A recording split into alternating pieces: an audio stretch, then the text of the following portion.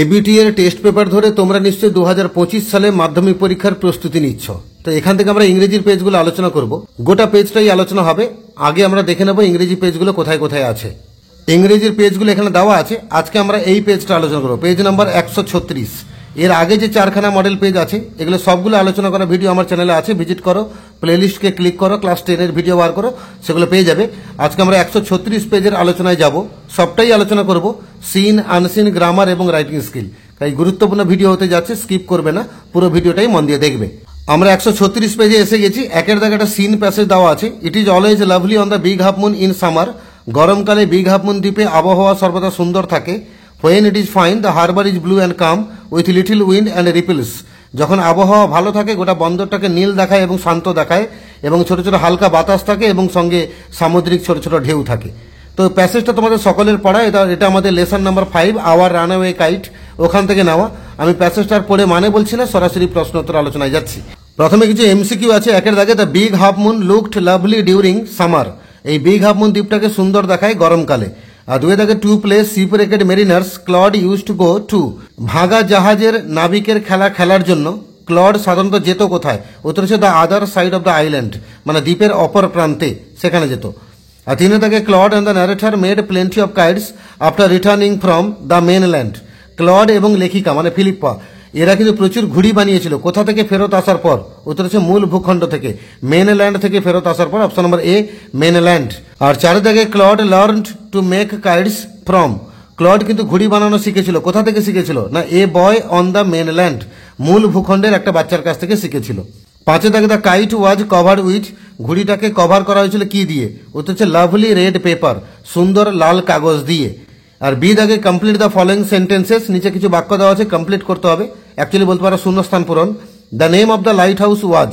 এই লাইট হাউসের নামটা কি? তো শূন্যস্থানে লিখবে big half moon lighthouse, মানে big half moon lighthouse, এটা প্রথম শূন্যস্থানে বসে যাবে। Claude and Philippa rushed into the lighthouse. Claude এবং ফিলিপ্পা তারা ছুটে গেছিল লাইট হাউসে কি করতে? কিছু কাগজ খোঁজার জন্য বা কাগজটা পাওয়ার জন্য। তাহলে শূন্যস্থানে লিখবে to get some paper. The kite went up like, মানে ঘুড়িটা উড়ে চললো কার মতো? লাইক এ বার্ড, মানে একটা পাখির মতো। সি দাগে দুটো কোশ্চেন দেওয়া আছে। What was the address written on the kite. তো ঘুড়ির গায়ে অ্যাড্রেসটা কি লেখা ছিল?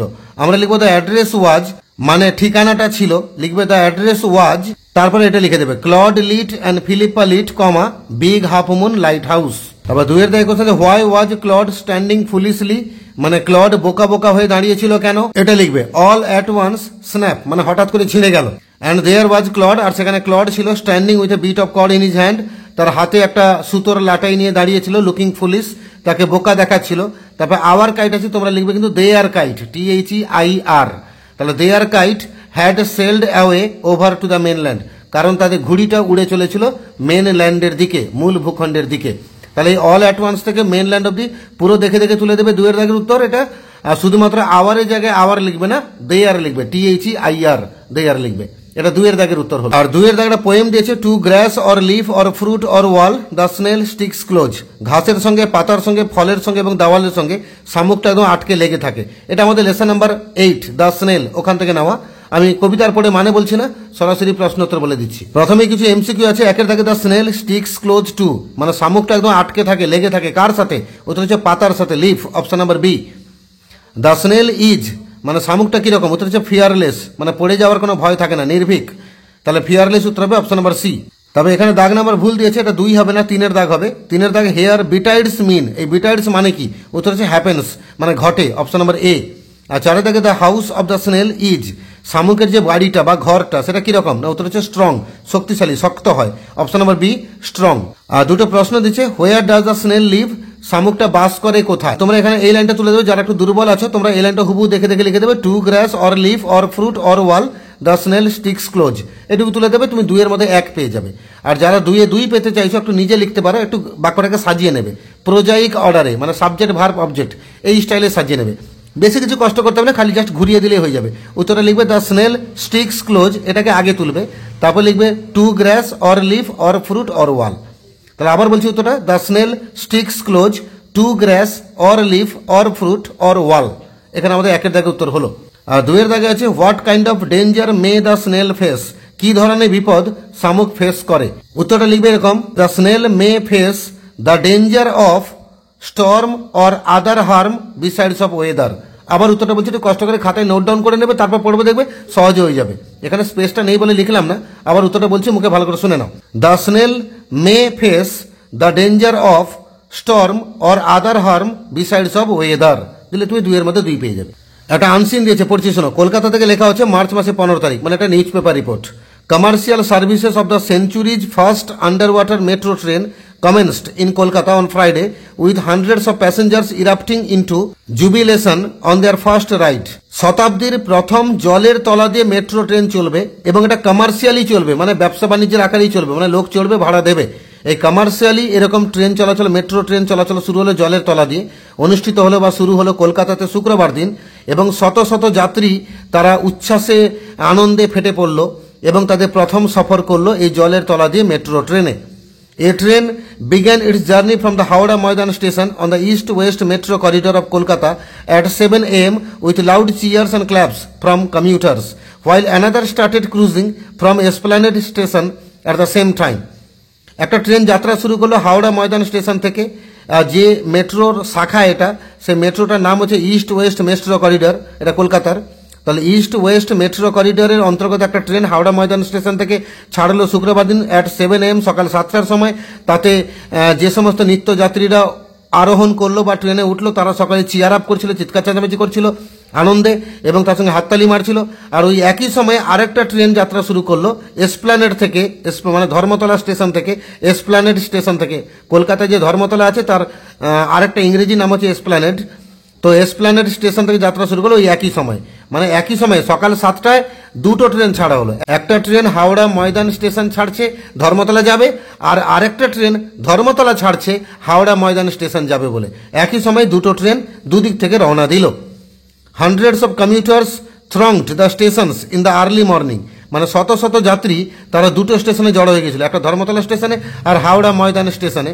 একদম আর্লি মর্নিং মানে সকাল সকাল ভোর 5টা-6টা থেকে তারা জড়ো হয়ে গেছিল to be a part of the first day first under water metro bandwagon. আসলে প্রথম দিন প্রথম সফর করবে তারা, তার অংশ হতে, শরিক হতে, একটা ইতিহাসের সাক্ষী হতে তারা কিন্তু ভোর ভোর উঠে এসে জড়ো হয়ে গেছিল। Are the 2 stations in the 4.8 kilometre stretch, এই যে দুটো স্টেশন ধর্মতলা আর তার সঙ্গে হাওড়া ময়দান, এই দুটো স্টেশনের মাঝখানে দূরত্ব হচ্ছে 4.8 kilometre. Passengers were seen standing in long queues, তো সেখানে যাত্রীদেরকে দেখা গেছিল তারা দীর্ঘ সারিতে দাঁড়িয়ে আছে ইন দ্য মর্নিং, সকালবেলা, টু গেট টিকিটস, টিকিট কাটার জন্য। While the authorities greeted them with rose stems, আর ট্রেন কর্তৃপক্ষ, মেট্রো ট্রেন কর্তৃপক্ষ তারা কিন্তু সকল যাত্রীকে সেদিন স্বাগত জানিয়েছিল, অভিনন্দন জানিয়েছিল গোলাপের ফুল স্তবক দিয়ে, বা গোলাপের স্টেম মানে কাণ্ড, মানে গোলাপের একটা পুষ্প, একটা ফুল দিয়ে। Kolkata and Howrah are connected through Bridges over the Hooghly river, but now the twin সিটিজ are being linked beneath the river.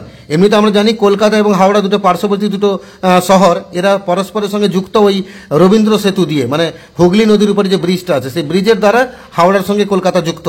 কিন্তু আজ থেকে বর্তমানে দ্য টুইন সিটিজ, এই যে জমজ শহর দুটো মানে কলকাতা এবং হাওড়া, এরা কিন্তু লিঙ্কড হলো, যুক্ত হলো জলের তলা দিয়েও, নদীর তলা দিয়েও।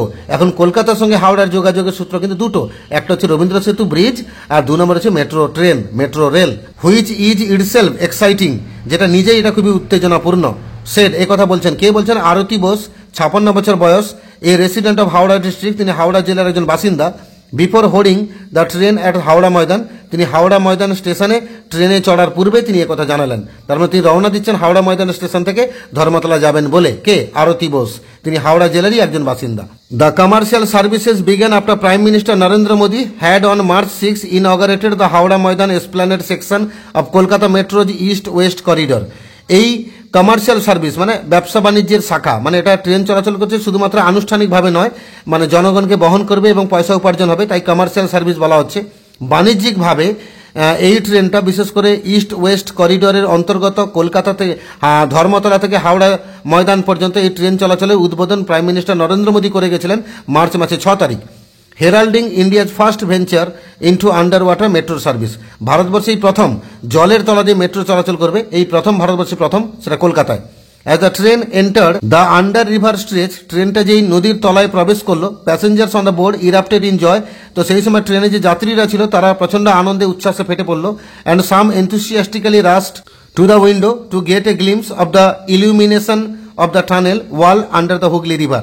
তো যখন ট্রেন চলাচল করছিল কিছু প্যাসেঞ্জাররা আগ্রহের সাথে তারা জানলার কাছে চলে গেছিল, তারা এক ঝলক দেখতে চাইছিল যে টানেলের দেওয়ালগুলো কেমন লাগছে বা জল এসে ট্রেনের গায়ে লেগে যাচ্ছে কিনা। তাদের প্রচণ্ড আগ্রহের সঙ্গে তারা জানলার কাছে গিয়ে উঁকি মারছিল। The under river section of the tunnel is 520 metres.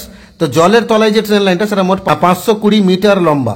গঙ্গার এপার থেকে সেপার পর্যন্ত দূরত্ব হচ্ছে মাটির তলা দিয়ে জলের তলা দিয়ে 520 মিটার লং, মানে এতটাই দীর্ঘ। And a train took around 45 seconds to cross it. এবং এই দূরত্ব মানে 520 মিটার, এই দূরত্ব অতিক্রম করতে একটা ট্রেনের সময় লাগছে কত? 45 সেকেন্ড, মানে 1 মিনিটেরও কম। In the Howrah Maidan to Esplanade section, এই হাওড়া ময়দান থেকে এসপ্ল্যানেড পর্যন্ত এই বিভাগে a total of 130 services will be available daily. প্রত্যেক দিন 130টা সার্ভিস পাওয়া যাবে। 130টা সার্ভিস পাওয়া যাবে মানে মনে করে একটা ট্রেন এই হাওড়া থেকে ধর্মতলা পর্যন্ত মনে করে 10 বার করে চলবে। তাহলে একটা ট্রেন 10 বার চলবে মানে একটা ট্রেন থেকে আমরা 10টা সার্ভিস পাচ্ছি। তাহলে এরকম তাহলে 13টা ট্রেন চালাতে হবে। তাহলে 10-10টা করে সার্ভিস দিলে মোট 130টা সার্ভিস পাওয়া যাবে প্রত্যেক দিন, মনডে টু স্যাটারডে, সোমবার থেকে শনিবার পর্যন্ত। The trains will run at 12 to 15 minute intervals in both directions. এই ট্রেনগুলো চলাচল করবে 12 থেকে 15 মিনিট অন্তর অন্তর, দুদিকেই যাবে। হাওড়া থেকে ধর্মতলা দিকে যাবে, আবার ধর্মতলা থেকে হাওড়ার দিকে আসবে। According to a statement issued by the metro railway earlier, metro railway যে স্টেটমেন্ট আগে দিয়েছিল সেখান থেকে এটা পরিষ্কার জানা গেছে। It is also reported that, সঙ্গে খবরে এটাও প্রকাশ যে 4.8 kilometre stretch of east west metro from Howrah Maidan to Esplanade has been built at a cost of ₹4,965 crore। এই হাওড়া ময়দান থেকে ধর্মতলা পর্যন্ত এই যে 4.8 কিলোমিটার লম্বা মেট্রো লাইন জলের তলা দিয়ে হলো বা মাটির তলা দিয়ে হলো, এতে মোট খরচ হলো 4,965 কোটি টাকা। The work for the east west corridor began in 2009। তবে ইস্ট ওয়েস্ট করিডোরের এই ট্রেন চলাচল বা এই কাজ, খনন কার্য, লাইন তৈরি, এগুলো শুরু হয়েছিল 2009 সালে। And tunnelling under the Hooghly river commenced in 2017।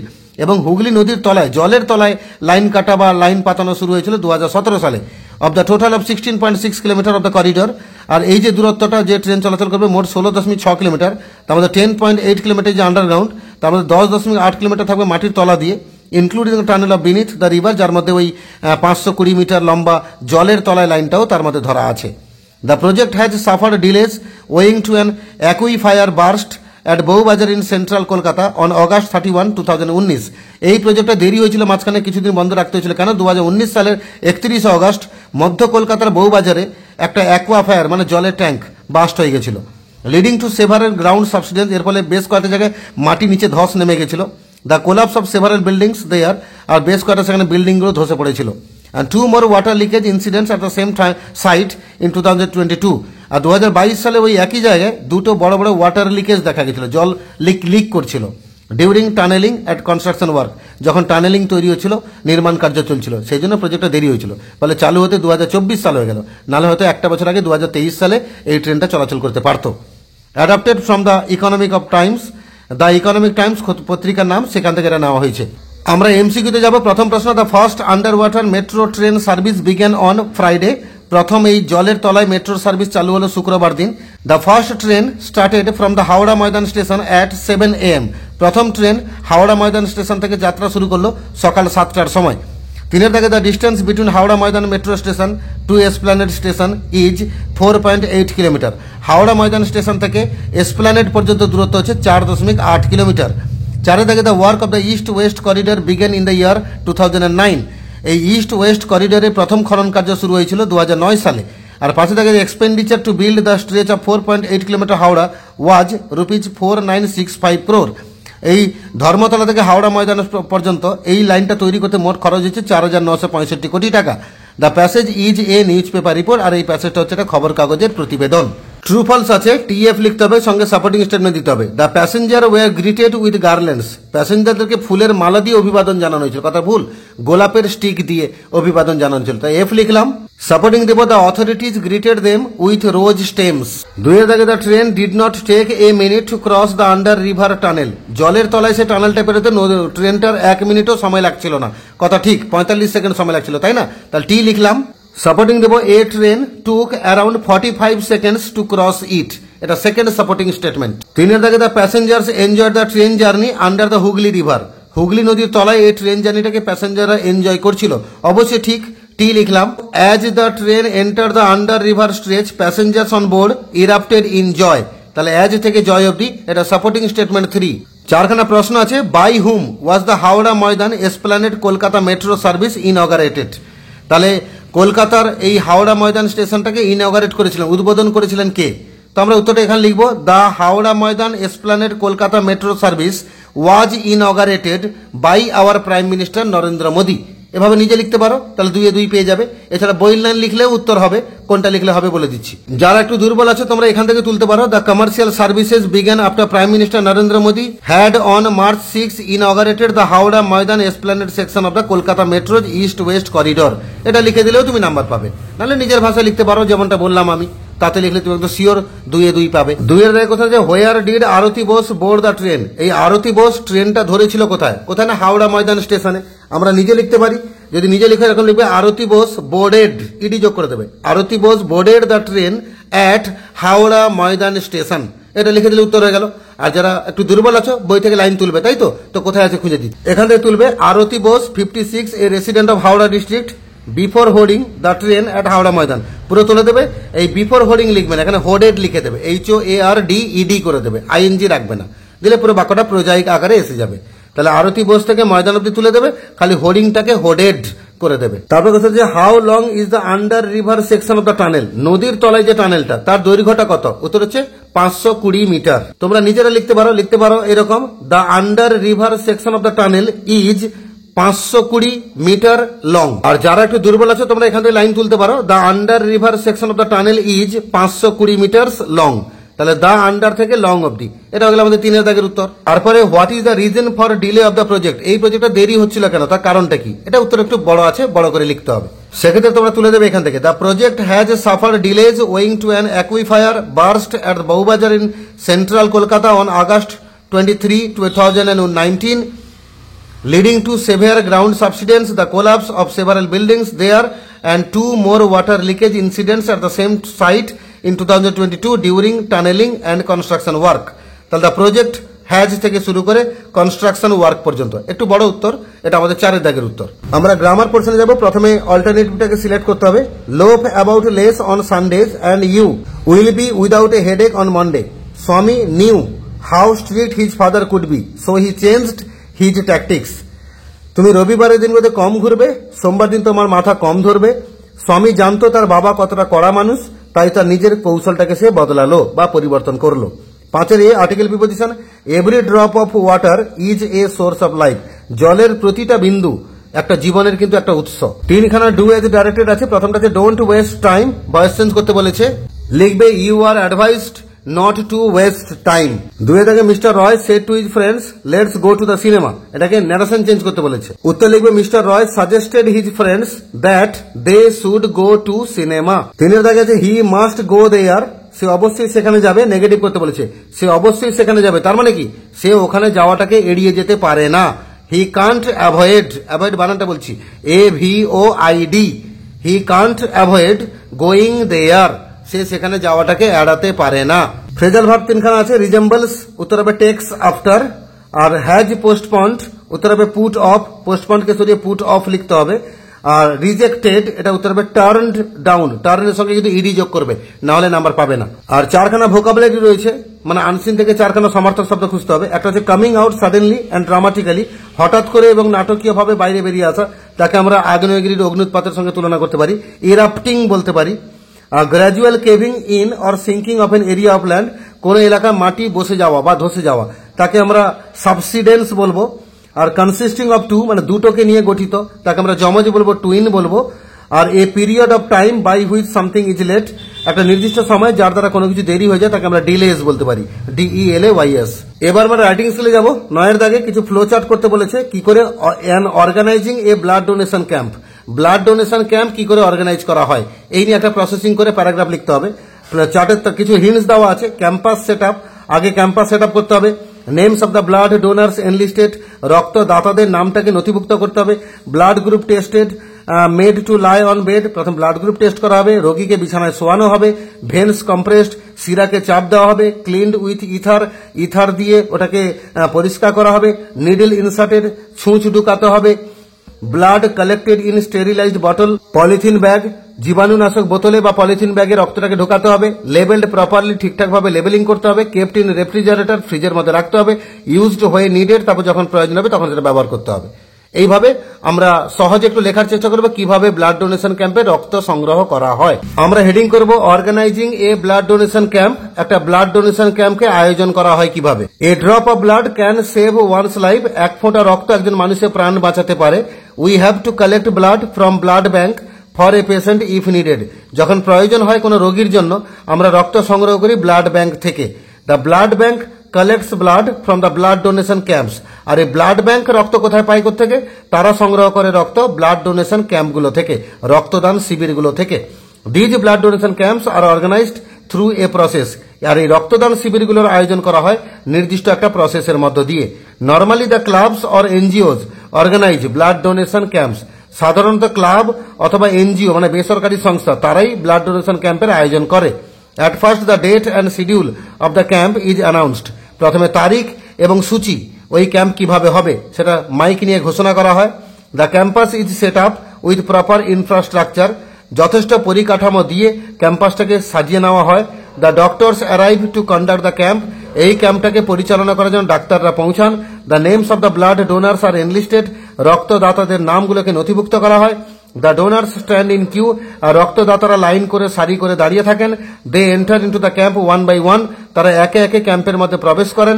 The blood group of the donor is tested. রক্তদাতারা রক্ত যে বিভাগটা ব্লাড গ্রুপ সেটাকে পরীক্ষা করা হয়। The age and weight of the donor are verified.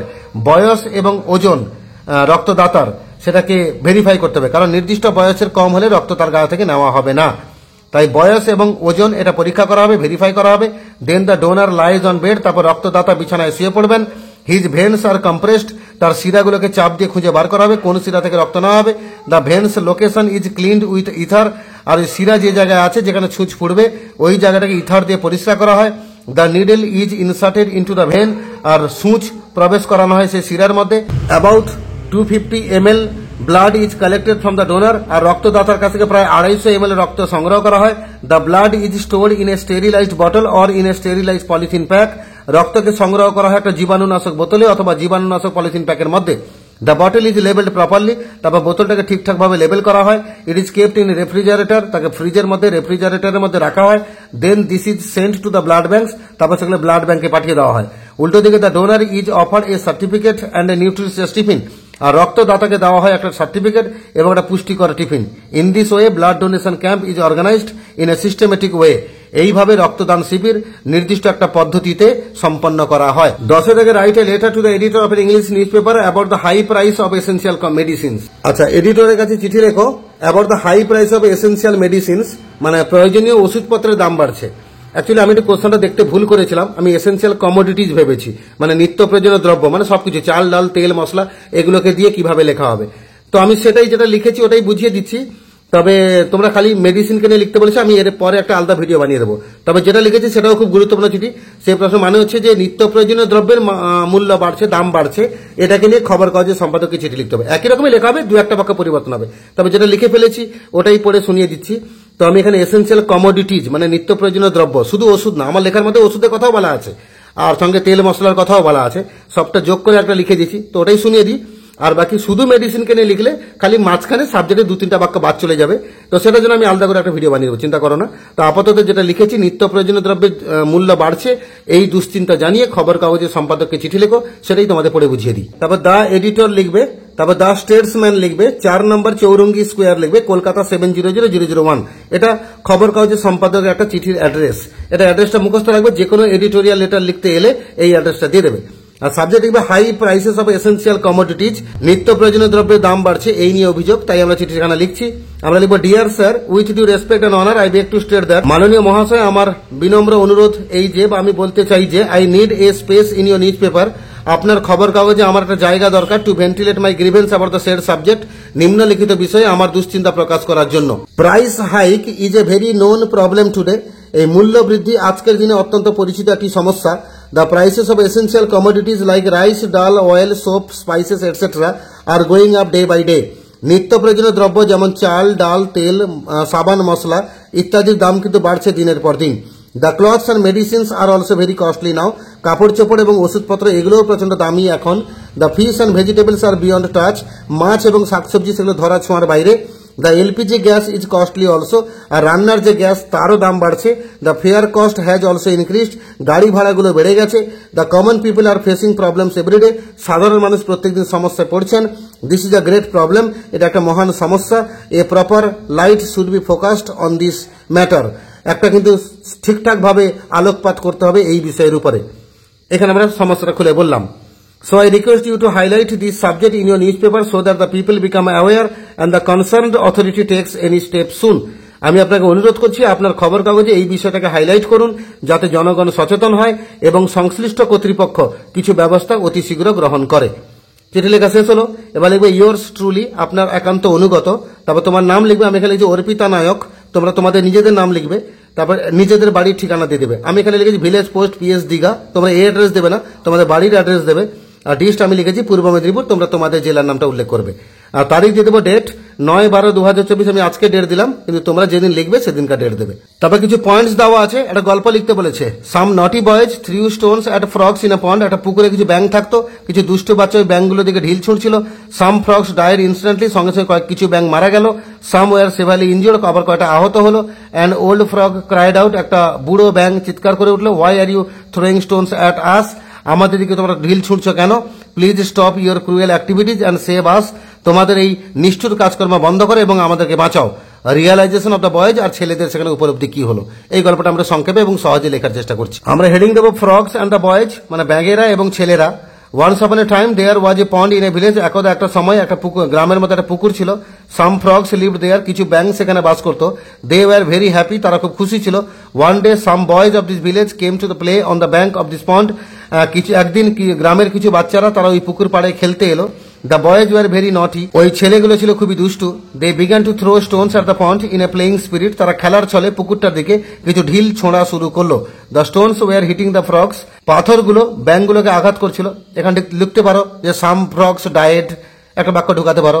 কিছু ব্যাঙ মারা গেল। তারপর একটা বাক্য লিখতে পারো সাম ফ্রগস ওয়ার ইনজিওর্ড, কিছু ব্যাঙেরা আহত হলো, সেটাও লিখতে পারো। দ্য ফ্রগস ওয়ার অ্যাফ্রেড, ব্যাঙেরা ভয় পেয়ে গেল। Some of them were injured, তাদের মধ্যে কয়েকজন আহত হলো। Then an old frog came up the water, একটা বুড়ো ব্যাঙ জল থেকে উপরে উঠে এলো। হি আস্কড দ্য বয়েজ, সে ছেলেগুলোকে জিজ্ঞেস করলো হোয়াট আর ইউ ডুইং, তোমরা কি করছো? দ্য বয়েজ সেড, ছেলেগুলো বললো উই আর প্লেইং, আমরা খেলছি। Then the old frog said, তখন বুড়ো ব্যাঙটা বলল your game is the cause of our death, তোমাদের খেলা আমাদের মৃত্যুর কারণ হয়ে যাচ্ছে। দ্য বয়েজ আন্ডারস্টুড, ছেলেরা এটা বুঝতে পারলো। They felt sorry for the frogs, তারা ওই ব্যাঙগুলোর জন্য দুঃখ অনুভব করলো। They went away from the place, তারা ওই জায়গা থেকে বিদায় নিল, চলে গেল। আমরা মোরাল কি দেবো? One's game should not hurt others, খেলাধুলা এমনটাই হবে, কোনো একজনের খেলা আরেকজনকে কখনোই কষ্ট বা আঘাত করবে না। এইভাবে 136 পেজে যে ইংরেজিটা ছিল সেই পেজের আমরা সিন, আনসিন, গ্রামার, ভোকাবুলারি এবং রাইটিং স্কিলস সবটাই আলোচনা করলাম। এর আগের মডেলগুলো আলোচনা ভিডিও আমার চ্যানেলে রয়েছে। এর পরবর্তী এবিটিএতে যতগুলো মডেল পেজ আছে চিন্তা করো না, সবকটা মডেল পেজে ভিডিও এই চ্যানেলে আপলোড হতে থাকবে। কমপ্লিট গাইড পাবে এই চ্যানেল থেকে। আর তোমাদের মাধ্যমিক পরীক্ষার প্রস্তুতিতে আমি তোমাদের পাশে আছি, সাহায্য করছি। আর তোমরা প্রস্তুতি ভালো করে নাও, পড়াশোনা করে এগিয়ে যাও। যারা নতুন আছো চ্যানেলটাকে সাবস্ক্রাইব করে রাখো পরবর্তী আপডেটসগুলো তোমাদের কাছে তাড়াতাড়ি পাওয়ার জন্য। এবং অবশ্যই বন্ধুদের সাথে শেয়ার করো যাতে সকলে উপকৃত হয় এবং সকলেই পরীক্ষা ভালো করে দিতে পারে।